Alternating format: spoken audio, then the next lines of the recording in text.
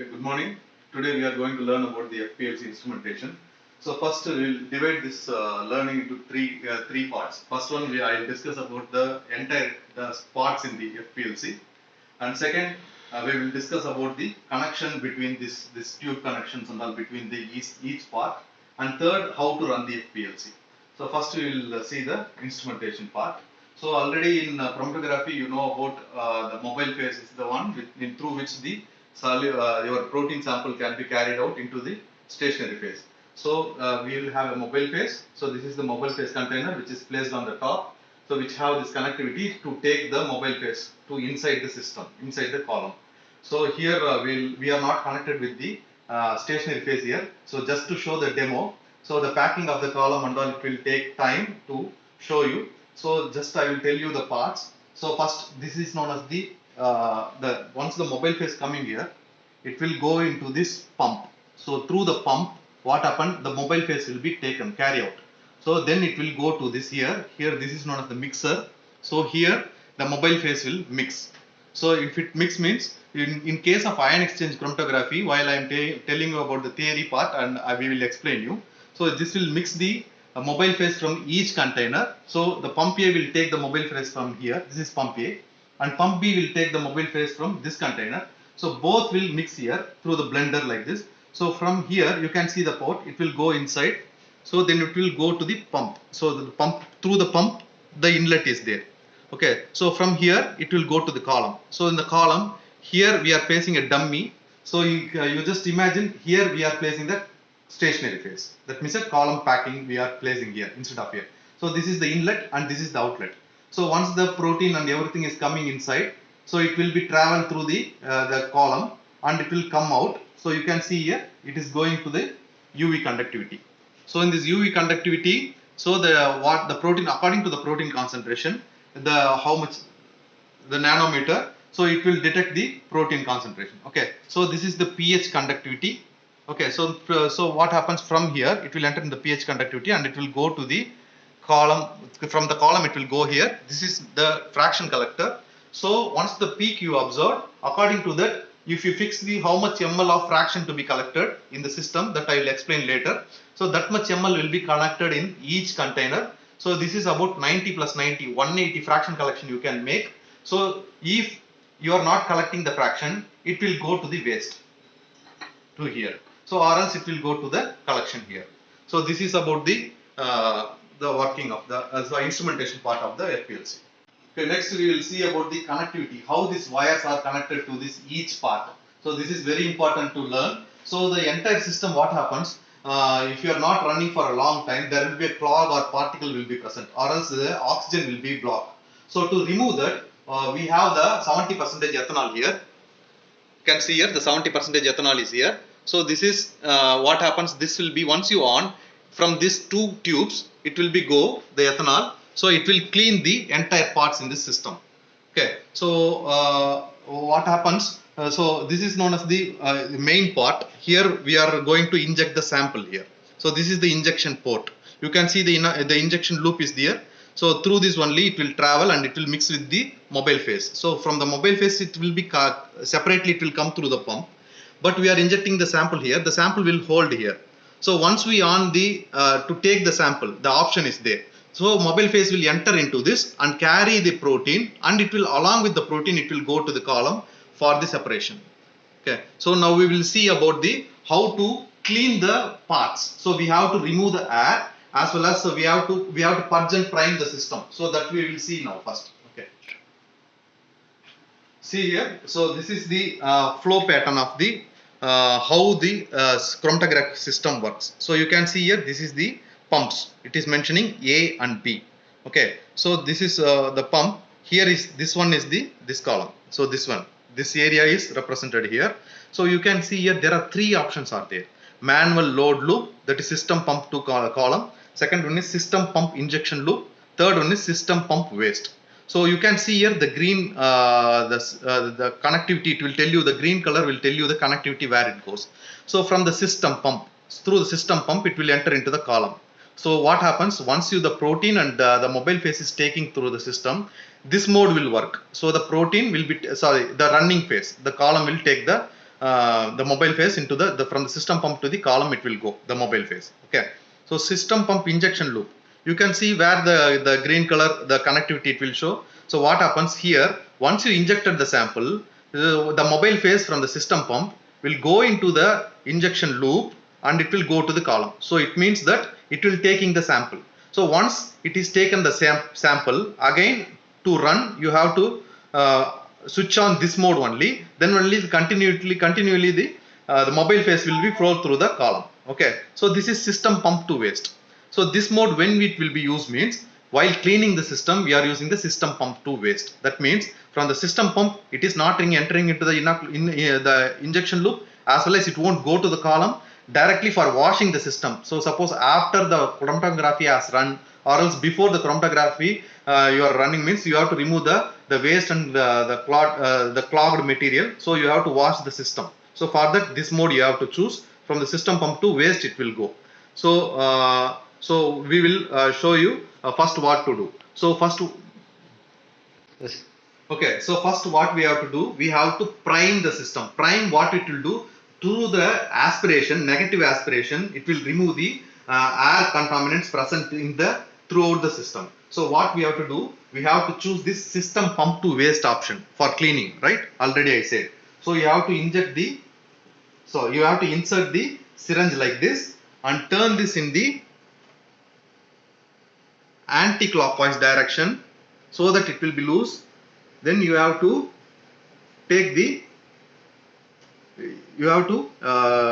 water from this. So you can see so much of air is locked here. So it is coming like this. So you can see along with the water the air is there.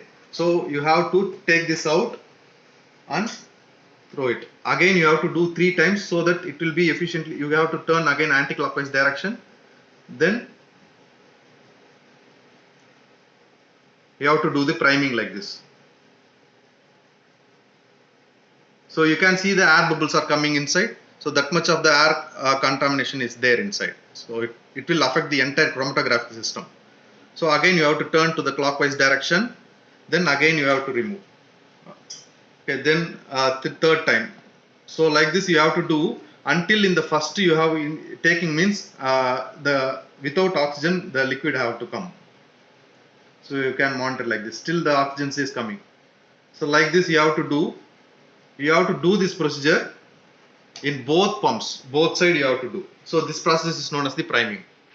So once the priming is done, you have to purge the system. Purging will efficiently remove the hidden oxygen particles. So you can see here I have the mode to system pump to waste, and I am going to press this button purge. So you have to purge at least for 5 to 10 minutes for the efficiently purging. So you can see here the water is coming from, there are 2 tubes are there, from one tube only the water is coming because I purged the one pump only, that is pump A. So from the pump A only the water is coming here. That means, so you can see here also it is showing the pump light is glowing and waste light is going. So it is matching with this system pump to waste. So you can see here itself along with the how the light glows. So there the flow pattern of the mobile phase also. So you can see here. So only there are 2 lights are here, but only pump A is operating here because I purged for the pump A only. So it is glowing here and mixing also glowing here. So from here it will be taking out, right? So it will go to the system pump and waste. So you can see the flow pattern through this light. It is following this one. Okay, this is known as the purging. So you have to do the purging on both sides. So you know about the pumps and we will know about the injection loop. Now we will see about this is the column.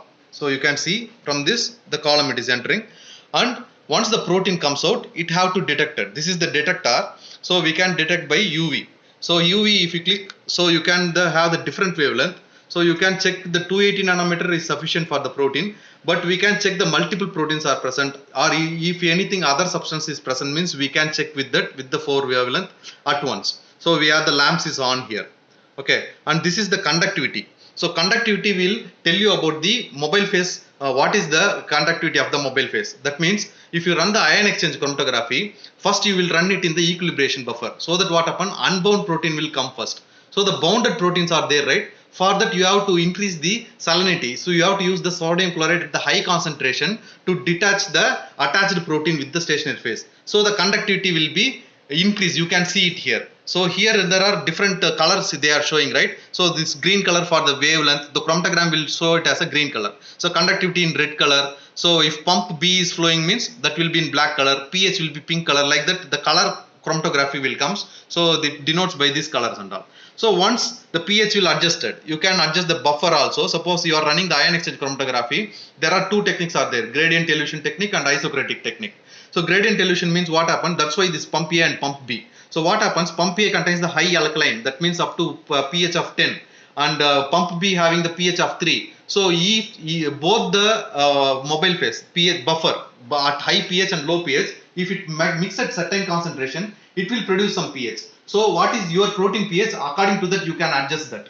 So this is the pH meter. So that will tell you about the pH. You can see the pH meter here, and this is the detector. Okay. So then what happens, from this pH meter, after that it will come to the fraction collector. There you can collect the sample one by one. So you have to fix how much ml to collect. So 1 ml means F drop is sufficient. 1 ml per minute it will collect. Okay, it will go as such to up to 180 thing you can collect it. Okay, so here you can see this is the adapter. So what happens, the pump will be efficiently work here. So it will force the mobile phase at forced manner. So but if it comes here after the pH, the flow, the pump, the power will be reduced. So what happens, instead of going to this fraction collector, it can come back. So for that this adapter is there. This will avoid the backflow of the mobile phase. So that's why this adapter is here. So this is about the, okay. If it is in run mode, suppose we are running the system now. So we did the pump waste and clean the things, and injection loop means I will tell you how to inject the sample. Okay, then later now I will show you the how to run the system. So I put it in the system pump to column here, this option. Then so I am running the system starting here. So you can see here the started. So started means what happens here, you can see the red color is conductivity. So it is going as a deadline, and you can see the green color, this is the some contaminants or something is there, that will show it here. So it will have to run pre-run first. We are not running any column, just running the to show the demo we are showing this. So what happens, if everything is, you can see it is coming down again. So like that it will go and come according to the whatever the contaminants present. It will show the deadline. Then only you can see that the column is clear and you can load the sample now. Then only you have to inject the sample. So priorly you have to run to show the everything in the deadline. Okay. So you can see the pressure is now steady. Okay. And conductivity also going to steady. Okay. This peak only, the contaminants, the green color is there, right? Some proteins or something is there. So that's why it is showing. Anyway, we are not running the column. If it comes as deadline, that is the indication that you can load the sample. Okay. So here what happens, you can see here. So the fraction collector is there. So in fraction collector, you can click. If you click the button collect, you can collect the sample here. The sample will be collected here. Okay. Or else, if you are not clicking the collect, so what happens? It will come to the waste here. You don't need the sample, it will come to the waste. If you need the sample, it will go to the collector. Okay. So now it is over. Now I have to show the how to inject the sample in this. That's all. Okay. Okay. Okay. Now I am going to show you how to inject the sample. I am not having any sample in this because no column here. So just to insert how. So you have to put it the system pump to injection loop. So what happens? You can see the connectivity where it goes. It goes to the column and goes to the column, right? So from the system pump it will go to the column. So now you have to inject like this. So imagine there is a sample here and you have to inject like this. So what happens? The sample will be hold here. So once it is hold, you have to take this. Once it is in it will be in the hold position for a long time. So still, if you change this mode and switch on that start button, so that what happen, from here it will take and it will go to this. Okay. Okay, we saw. Okay, sir. Okay, we saw a monitor there, right? So there itself we can control the system FPLC, or else we have the separate laptop. In this the ChromeLab software is installed. So the same thing you can visualize here and you can control the entire system here. So the same thing here also you can see, right? So the chromatogram also it is showing here.